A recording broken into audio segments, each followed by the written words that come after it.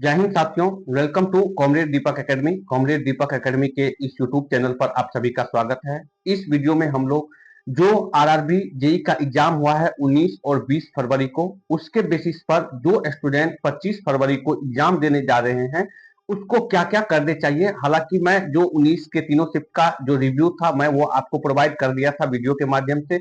यहाँ पर जिसका एग्जाम 25 को है उसको किस तरीके से अपना 4 दिन 21, 22, 23 और 24, 25 को तो आपका एग्जाम ही है, तो ये इस 4 दिन को आपको किस तरीके से यूटिलाइज करने हैं उसके बारे में यहाँ पर मैं इस वीडियो में डिस्कशन करने वाला हूँ। कौन कौन से टॉपिक है जिसको आप रिवाइज कर सकते हो इस 4 दिन में, उसके बारे में भी इस वीडियो में डिस्कशन करने वाला हूँ। तो सबसे पहले इस वीडियो को स्टार्ट करते हैं। सबसे पहला जो उस स्टूडेंट के लिए जिसका एग्जाम 25 को है, उसके लिए सबसे पहला जो मेरा सजेशन है वो ये है कि आप कुछ भी नया मत पढ़िए। जो भी आप पढ़े हैं एग्जाम का लेवल आपको पता ही है कि क्या है, जो आप पढ़े हैं उसी से क्वेश्चन आ रहा है। कुछ भी नया पैटर्न या नया क्वेश्चन फ्रेम नहीं हो रहा है। जो प्रीवियस पैटर्न था, जो प्रीवियस यहाँ पर एग्जाम का पैटर्न था या प्रीवियस लेवल था, उसी लेवल के क्वेश्चन आ रहे हैं। तो आपको घबराने की कोई आवश्यकता नहीं है और ना ही आपको कुछ नया अभी पढ़ने की जरूरत है, बल्कि जो आप पढ़े हैं उसी को अच्छे से रिवाइज कीजिए। दूसरा पॉइंट जो आपको ध्यान में रखने हैं, जो कुछ टॉपिक्स है जिस पर आपको ज्यादा ध्यान देना है, वो सब्जेक्ट वाइज इस वीडियो में आगे मैं डिस्कशन करने वाला हूं। मैथ, साइंस, रीजनिंग और जीके के लिए कौन कौन से इंपॉर्टेंट टॉपिक्स है जो 19 और 20 फरवरी को एग्जाम हुआ है, उसके बेसिस पर मैं यहाँ पर आपको डिस्कशन करने वाला हूँ। तीसरा पॉइंट है कि आपको मॉक अब बिल्कुल भी नहीं देने हैं। भाई मॉक जितना आपको देना था आप दे चुके हैं, अब बिल्कुल भी मॉक मत दीजिए। आप जितना रिवाइज करोगे उतना आपके लिए बेटर होगा। मॉक में 2 घंटा या 2.5 घंटा, 1.5 घंटा आपको समय नहीं देना है। मॉक देने से अब कोई फायदा होने वाला है नहीं। तो इसीलिए आपको क्या करना है, प्रॉपर रिवीजन पर फोकस करना है, ना कि मॉक टेस्ट देने पर फोकस करना है। और नेक्स्ट पॉइंट जो है वो है आपका टाइम मैनेजमेंट। मैथ में जो भी क्वेश्चन आ रहे हैं या रीजनिंग में जो भी क्वेश्चन आ रहे हैं, हर क्वेश्चन आपसे बनने वाला है, लेकिन वही है कि टाइम कंज्यूमिंग है। इसके बारे में मैंने पिछले वीडियो में बताया भी है आपको कि जो रेलवे के एग्जाम्स में टाइम मैनेज करना सीख गया वो अपना रिजल्ट श्योर कर सकता है। तो इसीलिए टाइम मैनेजमेंट बहुत जरूरी है। हो सके तो आप टाइम मैनेजमेंट के लिए अपना प्लानिंग बना करके पहले से जाए, किस तरीके से आपको वहां पर एग्जाम देना है उसके लिए खुद को पहले से प्रिपेयर करके जाए। नेक्स्ट जो है कि ये दिमाग से निकाल दीजिए कि आपका जो 25 को एग्जाम होने वाला है उसका जो 19 और 20 को एग्जाम हुआ है उससे अलग पैटर्न या अलग लेवल रहने वाला। बिल्कुल भी ऐसा नहीं है, सेम पैटर्न सेम लेवल आपको देखने को मिलेगा। पिछले बार भी यही हुआ था। एक यहाँ पर जो एग्जाम हुआ था 3 दिन में एग्जाम हुआ था, 3 3 शिफ्ट करके, तो सेम पैटर्न और सेम लेवल का एग्जाम हुआ था। तो उसी तरीके से यहाँ पर जो आपका एग्जाम 25 फरवरी को होने वाला है, तो वो भी आपके साथ क्या है कि सेम लेवल और सेम एग्जाम पैटर्न रहने वाला है। तो इसीलिए आपको घबराने या ज्यादा सोचने की आवश्यकता नहीं है। वही पैटर्न और वही लेवल रहने वाला है जो ऑलरेडी 19 और 20 में पूछा गया है। नेक्स्ट जो आपको ध्यान में रखना है वो कि किसी भी टीचर से अब आपको जो टाइम है वो 4 दिन आप अच्छे से यूटिलाइज करिए और जो जो टॉपिक मैं बताने वाला हूं उस टॉपिक पर ज्यादा फोकस कीजिए। किसी भी टीचर का आपको मैराथन या फिर लेक्चर्स अब नहीं देखना है। जितना आपको पढ़ना था आप पढ़ चुके हैं, अब टाइम है रिवीजन करने का। तो आप अपने जो पढ़े हैं उसको एक बार कम से कम 4 दिन में जो है जितना भी आप पढ़े हैं उसको एक बार कम से कम रिवीजन करके आप जरूर से एग्जाम देने जाइए, क्योंकि वही रिवीजन आपका काम आएगा एग्जाम में, ना कि कोई मैराथन या फिर कोई आपका लेक्चर काम आने वाला है।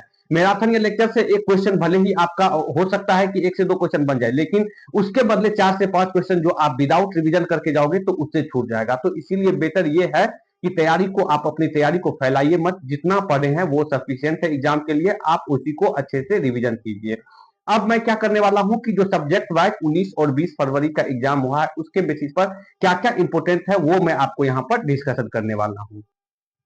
अब मैं आपके साथ सब्जेक्ट वाइज यहाँ पर जो इंपोर्टेंट टॉपिक्स है जो एग्जाम में 19 और 20 फरवरी के एग्जाम में पूछे गए हैं उसको डिस्कशन करने वाला हूँ। Subject wise mathematics, science, GK और रीजनिंग के लिए क्या क्या इंपोर्टेंट है जो 19 और 20 फरवरी के एग्जाम में पूछे गए हैं या बार बार रिपीट हुए हैं। ऐसा नहीं है कि सिर्फ इसी चैप्टर से या इसी टॉपिक से क्वेश्चन पूछे गए हैं, और भी चैप्टर्स और भी टॉपिक से क्वेश्चन पूछे गए। ये वो टॉपिक या चैप्टर है जो बार बार रिपीट हुए हैं और हर शिफ्ट में पूछे गए हैं।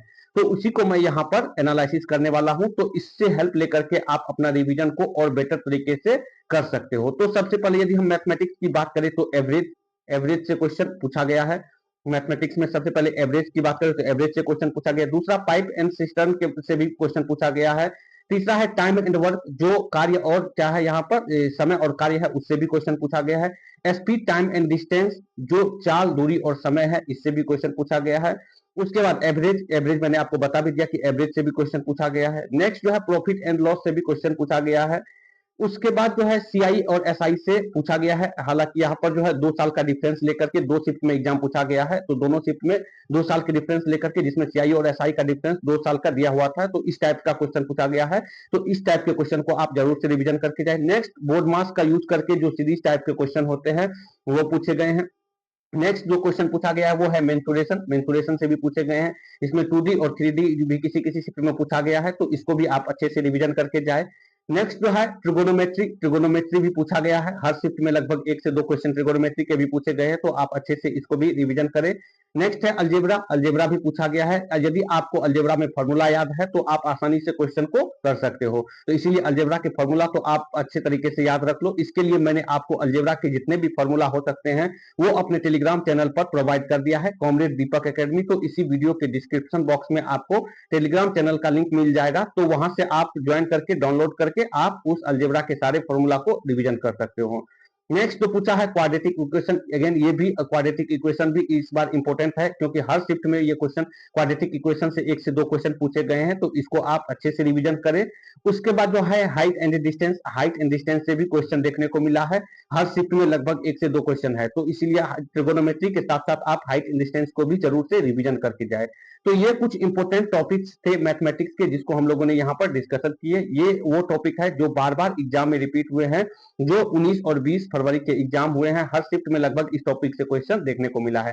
और भी सब्जेक्ट जो भी चैप्टर है उस चैप्टर को भी आप अच्छे से रिवीजन करें, लेकिन इसको आप अच्छे से बिल्कुल भी यहाँ पर मिक्स करके मत जाइए। उसके बाद नेक्स्ट हम लोग डिस्कशन करने वाले हैं साइंस के लिए। साइंस के लिए बात करें तो लॉ ऑफ मोशन, जो न्यूटन के लॉ ऑफ मोशन है उससे रिलेटेड यहाँ पर मोशन से के इक्वेशन से सिंपल न्यूमेरिकल भी पूछे गए हैं, तो उसको भी आप अच्छे से करके जाए। लॉ ऑफ मोशन को बहुत ही अच्छे तरीके से पढ़े। दूसरा है ग्रेविटेशन, ग्रेविटेशन को भी आप अच्छे से पढ़े। उसके बाद है लाइट, लाइट से तो हर शिफ्ट में 2 से 3 क्वेश्चन या 3 से 4 क्वेश्चन पूछे गए हैं, तो लाइट बहुत ही इंपॉर्टेंट है। लाइट को आप अच्छे से पढ़ के जाए। हर शिफ्ट में 3 से 4 क्वेश्चन मिले हैं लाइट के, तो इसीलिए आप लाइट को अच्छे से पढ़ के जाए। नेक्स्ट है इलेक्ट्रिसिटी, इलेक्ट्रिसिटी से भी क्वेश्चन देखने को मिला है, तो आप इसको भी अच्छे से पढ़ के जाए। नेक्स्ट है प्रॉपर्टीज ऑफ मेटर, जिसमें आप पढ़ते हैं प्रेशर, विस्कोसिटी, यहाँ पर इलास्टिसिटी। तो ये जो मेटर का प्रॉपर्टी है उससे भी यहाँ पर क्वेश्चन पूछे गए हैं, तो इस चैप्टर से भी आप अच्छे तरीके से इसको रिवीजन करके जाए। अब हम लोग यदि केमिस्ट्री की बात करें तो केमिस्ट्री में एटॉमिक स्ट्रक्चर से क्वेश्चन पूछा गया है, जिसमें आपको मास नंबर या फिर एटॉमिक नंबर निकालने के लिए बोल दिया जाएगा, यहाँ पर एग्जाम में पूछा जाएगा, तो उस चीज को आप अच्छे से रिवीजन करके जाए। दूसरा कार्बोनिक कंपाउंड जो ऑर्गेनिक केमिस्ट्री होता है उससे रिलेटेड क्वेश्चन भी पूछे गए हैं।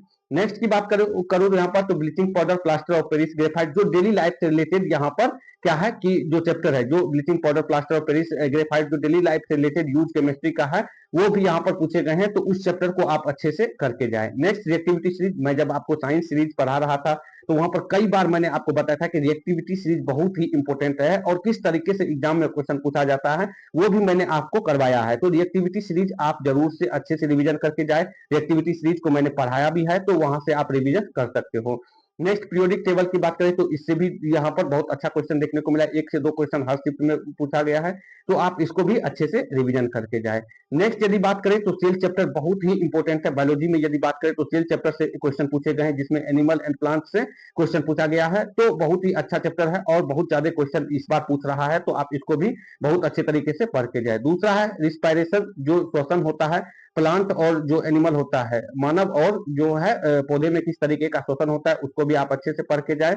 तीसरा है एक्सक्रिएशन, जो निष्कासन होता है, वो किस तरीके से हमारे शरीर से जो अपशिष्ट पदार्थ बाहर निकलते हैं, तो वो कौन कौन से पदार्थ बाहर निकलते हैं और किस माध्यम से निकलते हैं, तो ये भी आप अच्छे से पढ़ के जाए। और पौधे में किस तरीके से निकलते हैं उसको भी आप अच्छे से पढ़ के जाए। चौथा जो है रिप्रोडक्शन, बहुत ही इंपॉर्टेंट टॉपिक है और बहुत ही क्वेश्चन इस बार देखने को मिला है, तो रिप्रोडक्शन को भी आप अच्छे से पढ़ के जाए। पांचवा है बायोमोलिक्यूल्स, जिसमें आपने कार्बोहाइड्रेट, वसा, प्रोटीन ये सब पढ़े होंगे, तो ये बायोमोलिक्यूल्स भी बहुत इंपॉर्टेंट चैप्टर है, तो इसको भी आप बायोलॉजी में बहुत अच्छे तरीके से पढ़ के जाए। तो ये इंपॉर्टेंट है साइंस के लिए, जो चैप्टर इंपॉर्टेंट है मैंने आपको बता दिया है, तो इस चैप्टर को आप जरूर से रिवीजन करके जाए। बाकी चैप्टर को भी आप रिवीजन करें, बट ये चैप्टर ऐसे है जिससे एग्जाम में बार बार क्वेश्चन रिपीट हो रहा है, तो इसको आप अच्छे तरीके से रिवीजन करके जाए। अब मूव करते हैं हम लोग नेक्स्ट रीजनिंग की बात करें तो सीटिंग अरेंजमेंट से तो भाई भर भर के क्वेश्चन पूछ रहा है, 4 से 5 क्वेश्चन हर शिफ्ट में। यदि किसी ने एग्जाम दिया होगा तो उसको पता होगा, या फिर जो एग्जाम देगा आप देख सकते हो कि सीटिंग अरेंजमेंट से इस बार ही नहीं, पिछले बार भी 2024 का जो एग्जाम हुआ था उसमें भी सीटिंग अरेंजमेंट से अच्छा क्वेश्चन पूछा गया था, और इस बार भी 4 से 5 क्वेश्चन पूछा गया, जिसमें आपको 2 से 3 क्वेश्चन जो है वो जो होता है, जो अपर यहाँ पर मंजिल टाइप के पूछे जाते हैं कि अपर यहाँ पर जो है एक के ऊपर एक के ऊपर एक इस तरीके से मंजिल बनाया जाता है, तो उस टाइप के। और जो है दूसरा टाइप जो है वो राउंड सर्कल में बैठा हुआ है, या फिर जो आमने सामने बैठा, इस तरीके का जो सीटिंग अरेंजमेंट है वो पूछा जा रहा है।